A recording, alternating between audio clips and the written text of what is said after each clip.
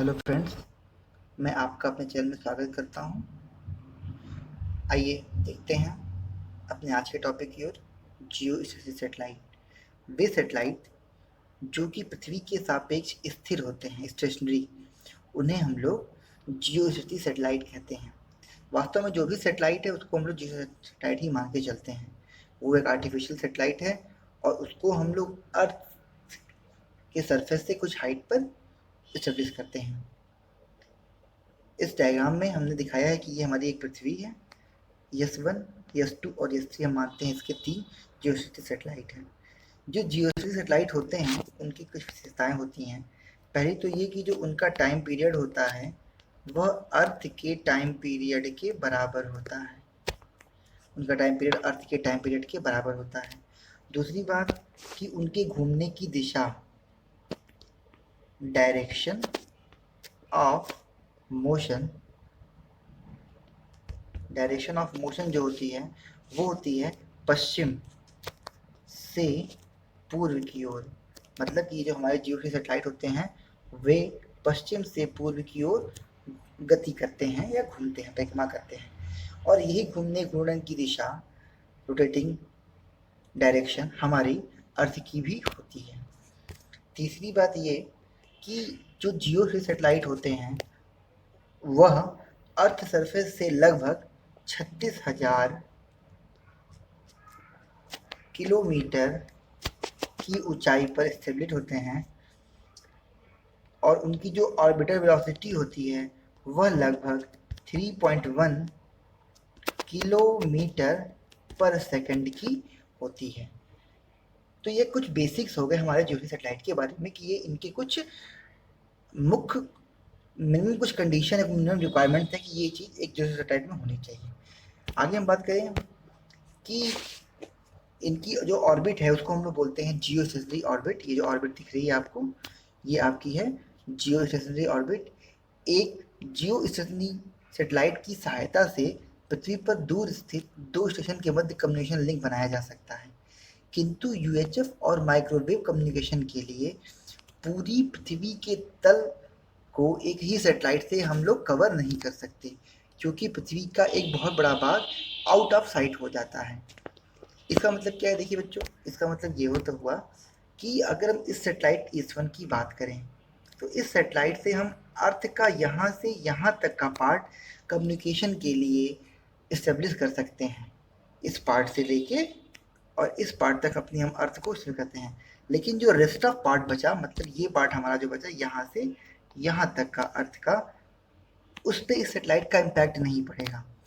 तो उसके लिए हम क्या करते हैं कि हमें मिनिमम 3 सैटेलाइट की रिक्वायरमेंट होती है। पहला सैटेलाइट S1 जो कि अर्थ को यहाँ से यहाँ तक इस एरिया को कम्युनिकेशन के लिए यूज करता है। दूसरा सैटेलाइट S2 जिसके हेल्प से अर्थ के इस एरिया से इस एरिया तक कम्युनिकेशन कर लेते हैं हम लोग, देखिए। और तीसरा सैटेलाइट S3 जो कि इसकी रेंज यहाँ से यहाँ तक होती है और इसके हेल्प से हम अर्थ के इस एरिया में कम्युनिकेशन करते हैं।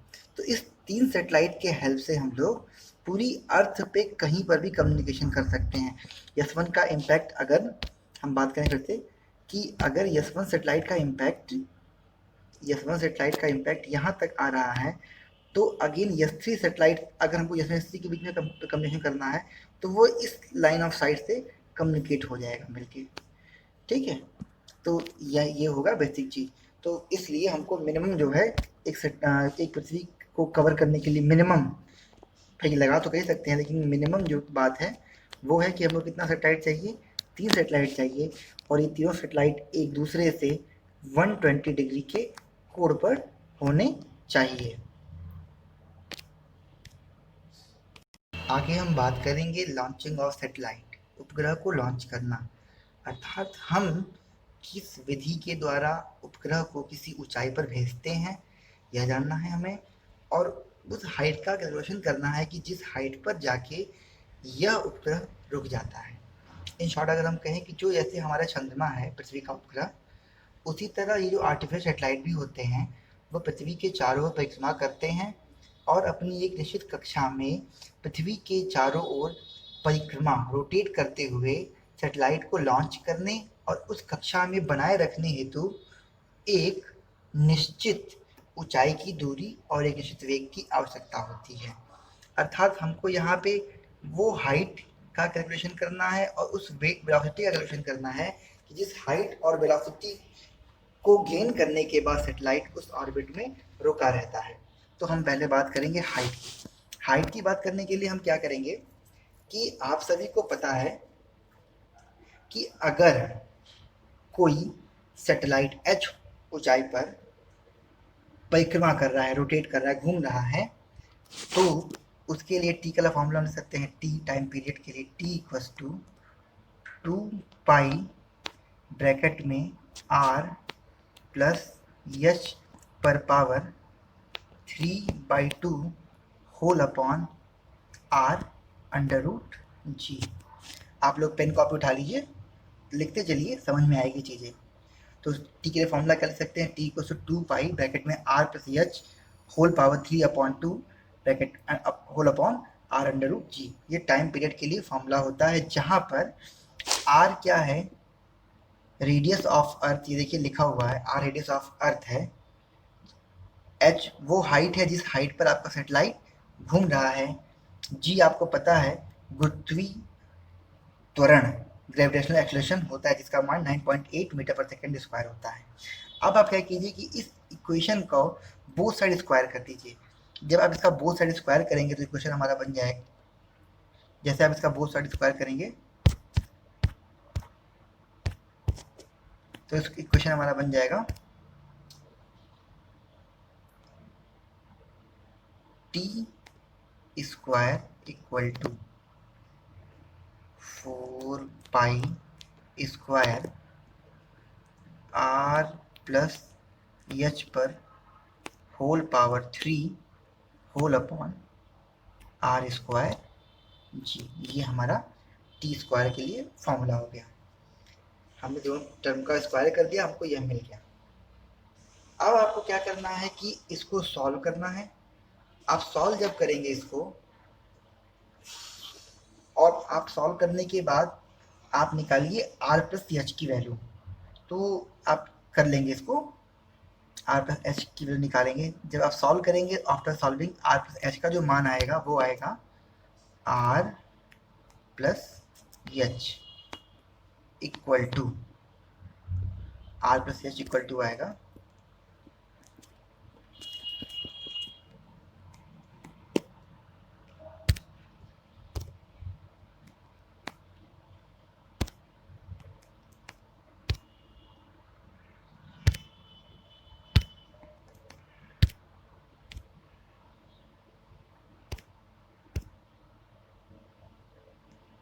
Are plus H equal to आएगा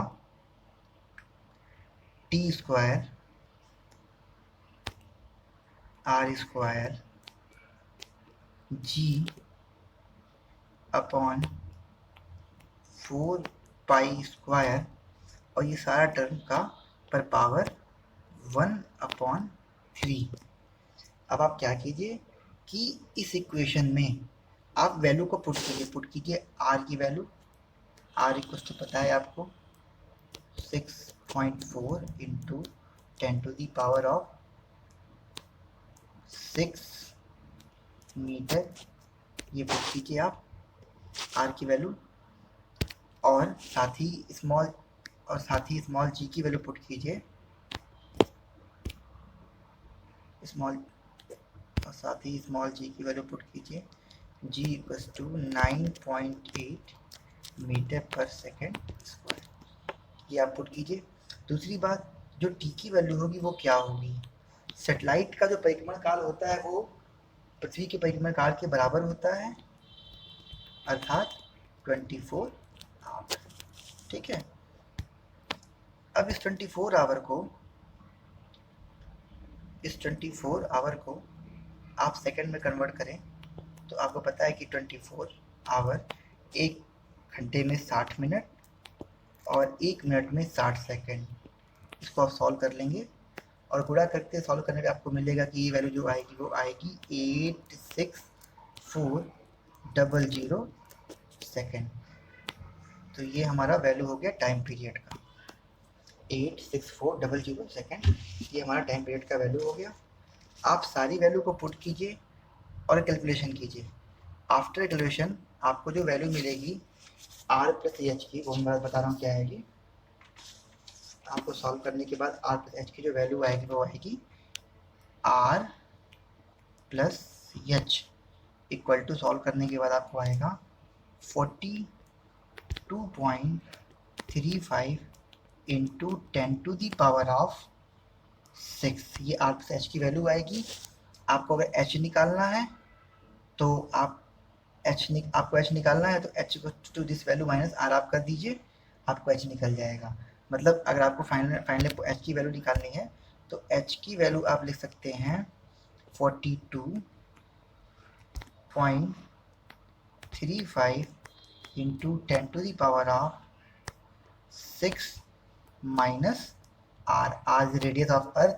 अगर आप वैल्यू को पुट कीजिए, पुट करके आप सॉल्व करेंगे तो हमारी जो एच की वैल्यू आती है वो आती है 35.95 इंटू 10⁻⁶ मीटर, ठीक है, जिसको हम लोग अप्रॉक्स वैल्यू लेके 36,000 किलोमीटर लिखते हैं। तो ये हमारा हाइट निकल गया, ये हमारा हाइट का कैलकुलेशन हो गया। अब आइए आगे देखते हैं कि हम वेलोसिटी का कैलकुलेशन कैसे करेंगे। वेलोसिटी v, तो वेलोसिटी v के कैलकुलेशन के लिए आप सभी को पता है कि जो चाल होती है v वेलोसिटी जो होती है वो होती है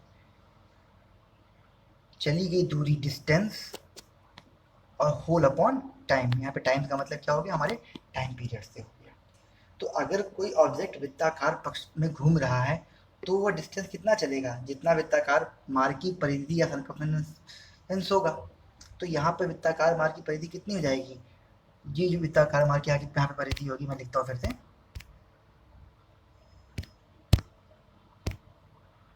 ये हो जाएगी v equals to 2 r plus H whole upon T. इसको हमको सॉल्व करना है, और टी मतलब टाइम पीरियड। टाइम पीरियड की वैल्यू हमको लगता है आप लोग निकाल चुके हैं, अभी हमने निकाला है टाइम पीरियड। टाइम पीरियड आपको अर्थ का पता है 86400 सेकेंड। आप अब सारी वैल्यू पुट कीजिए और आप सॉल्व कीजिए, कुछ करना नहीं है, इजी काम है। आपको सब पता है, रेडियस ऑफ अर्थ आपको पता है ऑलरेडी, आपको पता है रेडियस ऑफ अर्थ कितनी होगी। हम लेके चलेंगे तो यहाँ पे बोलेंगे 6.4 into 10⁻⁶ meter radius of earth हो गया। हाइट जो लेके चलेंगे वो हो जाएगी 36 इंटू 10⁻⁶ मीटर, ये हाइट हो गई, रेडियस हो गया, हाइट हो गया। और टाइम पीरियड आपको पता है, ये मैंने निकाला था, टाइम पीरियड हमारा हो जाएगा 86400 सेकेंड। इसको रखिए आप उस इक्वेशन में और सॉल्व कीजिए। आफ्टर सॉल्विंग आप v की वैल्यू पाएंगे, और वो जो v की वैल्यू आएगी वो v की वैल्यू आएगी 3.08 इंटू 10⁻³ मीटर पर सेकेंड, जिसको हम लोग अप्रॉक्सली लिखते हैं 3.1 इंटू 3.1 किलोमीटर। ये वैल्यू हम इसको जोड़ करते हैं तो हमारा आ गया। h की वैल्यू हमारी आगे सॉल्व करने पे जो हमने पहले कहा था 36,000 किलोमीटर, और वेलोसिटी हमारी आ गई 3.1 किलोमीटर पर सेकेंड। मतलब क्या होगा कि उपग्रह को पृथ्वी की सतह से लगभग 36,000 किलोमीटर की दूरी पर स्थित वृत्ताकार कक्ष में लगभग 3.1 किलोमीटर पर सेकेंड की स्पीड से परिक्रमा करना चाहिए, जिससे कि वह इस वेलोसिटी को अटेन कर सके। आइए इस बात को मैं रिवाइज कर देता हूँ आपके सामने फिर से एक बार, जिससे चीज़ें आपको क्लियर हो जाए। ये देखिए हमने निकाला है हाइट ऑफ सैटेलाइट के लिए फार्मूला। टी का फार्मूला हमने बताया था, T equals to 2 pi r plus H whole power 3/2 r/2, जहाँ पे r क्या है, रेडियस ऑफ अर्थ है। हमने दोनों समीकरण का स्क्वायर किया तो आ गया T square equal to 4 pi bracket में r प्लस एच पर whole cube r square G square. ये हमने किया था। आइए आगे देखते हैं। अगेन r प्लस एच पर होल क्यू को T square r square G upon 4 pi square, r plus H का मान हो गया T square r square G upon 4 pi square whole power 1/3। हमने r की और g की वैल्यू पुट की है और टाइम पीरियड हमने निकाला है जो कि हमारा 86400 सेकंड आया है। हमने सारी वैल्यू पुट की, सॉल्व कर रहे हैं और सॉल्व करने के बाद हमें अगेन r प्लस एच का मान निकल के आ गया जो हमने कहा था। अगेन सॉल्व किया हमने h की वैल्यू को r पुट करके, हमको h का मान आ गया अप्रॉक्स 36000 किलोमीटर। इसी तरह हमने आगे निकाला हुआ है वो इस की कच्ची चाल ऑर्बिटल वेलोसिटी की कैलकुलेशन के लिए। चाल इक्वल टू समय, 4 गुणे समय बराबर चली गई दूरी, या वी टी इक्वल टू 2 पाई है। टी क्या होगा, टाइम पीरियड हो गया। आप पुट कीजिए वैल्यू, इसमें वैल्यू पुट करें और सॉल्व कर दे तो हमारा 3.1 किलोमीटर आ जाता है। तो इस प्रकार से हम यह गणना कर सकते हैं कि हमारा एक जियो सैटेलाइट जो है उसको पृथ्वी तल से कितनी हाइट पर, या आप कह सकते हैं कि अप्रॉक्स 36,000 किलोमीटर हाइट पर रखते हैं, और उसकी दूरी जो उसकी वेलोसिटी जो होती है वह 3.1 किलोमीटर पर सेकंड होती है, जिससे कि वह एक वृत्ताकार कक्ष में गति करता है और वहाँ बना रहता है। धन्यवाद दोस्तों। आपसे निवेदन है कि आप मेरे चैनल को लाइक और सब्सक्राइब कर दीजिए, बेल नोटिफिकेशन को दबा दीजिए जिससे आपको मैं आगे की नोटिफिकेशन भी दे सकूँ। धन्यवाद।